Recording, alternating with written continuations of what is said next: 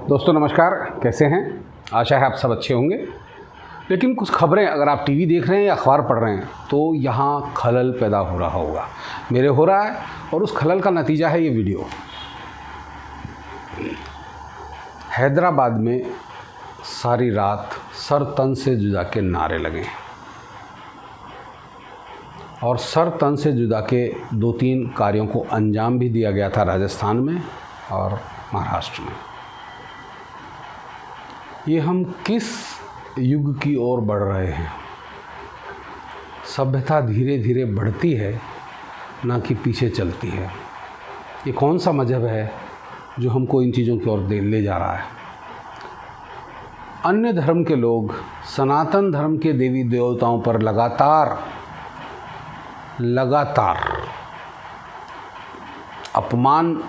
अपमानजनक टिप्पणियाँ ये करे जा रहे हैं, फिर भी सनातन ने कभी शस्त्र हाथ में नहीं उठाया और एक मजहब जिन्होंने पूरे दुनिया को एक परमाणु बम की शक्ल दे दी है और कहते सिर्फ एक है, बाकी और है ही नहीं। ऐसा तो कोई मजहब ही नहीं हो सकता ना।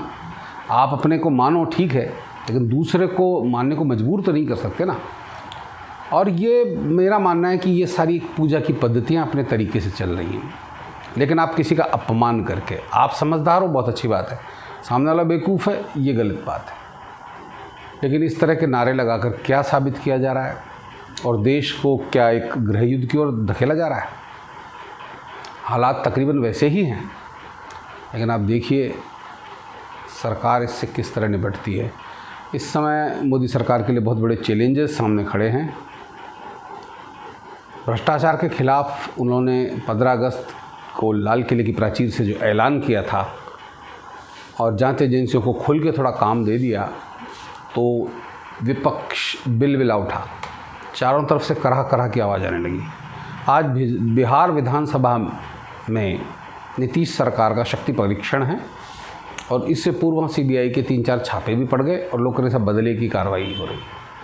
अब आप ये नहीं पूछ सकते कि सीबीआई बिना पूर्व शिकायत के अपनी मर्जी से कहीं जा नहीं सकती। कानून का एक प्रोसीजर है, उसके तहत ही जा सकती है। लेकिन राजनीतिक गुरु, अपने आप को गुरु समझने वाले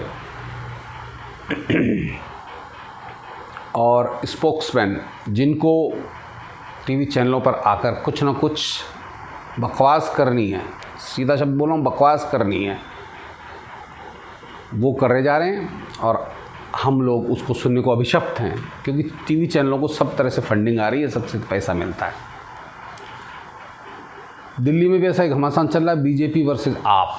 अभी शराब नीति के ऊपर क्या है क्या नहीं है, बीजेपी प्रश्न पूछ रही है और उनके वो कह रहे हैं साहब रिश्वत दी जा रही है और हमारे विधायक खरीदे जा रहे हैं। अब मेरे को समझ में नहीं आ रहा, दिल्ली जैसा राज्य जिसका सारा दारोमदार एक उपराज्यपाल के पास होता है, वहाँ के मुख्यमंत्री के पास कितनी पावर हैं, यहाँ की सरकार के पास कितनी पावर है, शिक्षा और जो लोकल सड़क परिवहन आबकारी यही तो हैं। उनके विधायकों को खरीद के बीजेपी करेगी क्या? मनीष सिसोदिया ने 2 दिन पहले आरोप लगाया ही था कि मेरे को निमंत्रण दिया गया, अमित शाह ने दिया। अब मेरे को समझ में नहीं आ रहा कि बीजेपी का नेतृत्व इतना दिमाग से वो पैदल तो नहीं है। लेकिन चलिए बात करते हैं हम किस दिशा में अग्रसर हो रहे हैं। आज एक समाचार और आया, उत्तर प्रदेश में मदरसों का आधुनिकीकरण करने जा रहे हैं योगी। 50 के लगभग मदरसे वहाँ चिन्हित किए गए हैं और जिनको आधुनिक, मोदी जी ने खुद ने कहा था कि एक हाथ में कुरान और दूसरे हाथ में लैपटॉप होना चाहिए, एजुकेट होना चाहिए। अब ये सही दिशा में कदम है एक, और अन्य राज्य सरकारों को इससे प्रेरणा लेनी चाहिए, क्योंकि सर तन से जुदा का जो फंडा है ये जहालत का प्रतीक है। आप अगर थोड़े से शिक्षा प्राप्त होंगे तो शायद आपके दिमाग को इस तरह की चीज़ों से फ्री किया जा सकता है। उधर टी राजा बीजेपी के जो विधायक थे, उन्होंने कहा, पता नहीं क्यों लगता मेरे को अंदर की वो जानबूझकर चलाया हुआ एक एजेंडा है जो बीजेपी विधायक ने उनके बारे में कहा।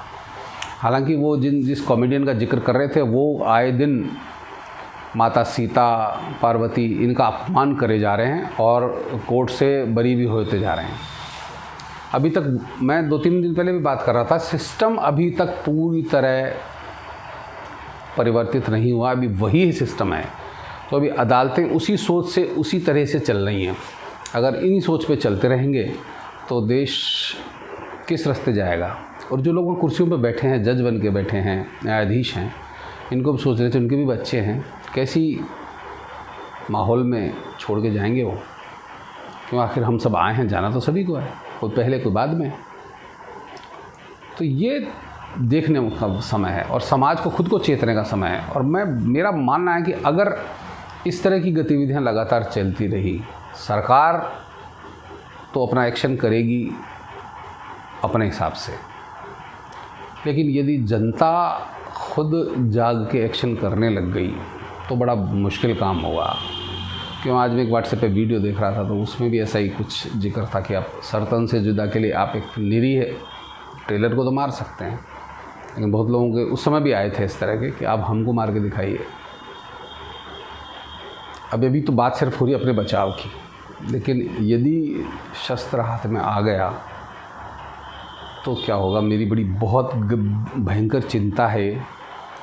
क्योंकि कानून और सरकार सब कुछ नहीं कर सकते, और पिछली सरकारों ने पिछले 75 सालों में इतना सर चढ़ा लिया किसी खास वर्ग को कि वो इस तरह के अराजक वाक्यों को बोल भी सकता है।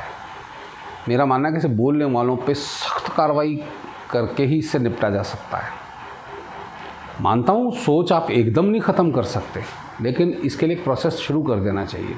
योगी जी का बहुत सराहनीय कदम है, और आधुनिकीकरण करने जा रहे हैं तो कुछ शिक्षा में इजाफा होगा।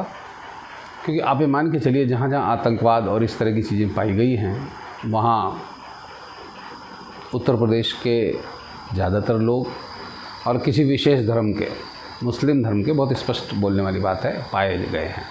पता नहीं क्यों ऐसी सोच का धर्म दुनिया में जन्म लिया जो दूसरे को बर्दाश्त ही नहीं करना चाहता। क्या हम लोग, और सबसे बड़ी बात, हमारे पुराने कांग्रेसी नेताओं की गलती की वजह से जब धर्म के आधार पर बंटवारा हुआ तो क्यों इन लोगों को यहाँ रोका गया, आराम से कहीं जाने देते। एक बात और मैंने भी नोट करी, कहीं पढ़ी भी थी, कि जिन लोगों ने देश के बंटवारे की मांग करी थी उनमें से अधिकांश लोग यहीं रह गए ही नहीं। तो देखिए, तो थोड़ी चिंता का विषय है, मेरे लिए भी है, और मेरे को लग रहा है आप भी चिंतित होंगे। तो आज के दिन इस विषय पे इतना ही। थोड़ा चिंतित होइए और कुछ सोचिए, और सरकार पे थोड़ा सा दबाव बनाइए कि इस व्यवस्था को किसी तरह काबू करे। समाज के हाथ में अगर ये विषय आ गया और मामला बेकाबू हो गया तो कुछ ज़्यादा ही बड़ा होने के चांस हो सकते हैं। आज के लिए इतना ही, और मैं बोल रहा हूँ आपका दोस्त योगी, जनगण मन की आवाज़ चैनल से। जो मैं देखता हूँ, सोचता हूँ, वही यहाँ रखता हूँ। आपको कुछ लगता है कि आप मेरे विचारों से सहमत हैं तो आप इसे शेयर कीजिए, सब्सक्राइब कीजिए, और आपको लगता है आप मेरे विचारों से असहमत हैं तो कमेंट बॉक्स में आप अपनी असहमति का जिक्र भी कीजिए, और कुछ सुझाव भी दीजिए कि किस तरह की बातें और आगे की जाएं। तो आज के लिए इतना ही। जय भारत।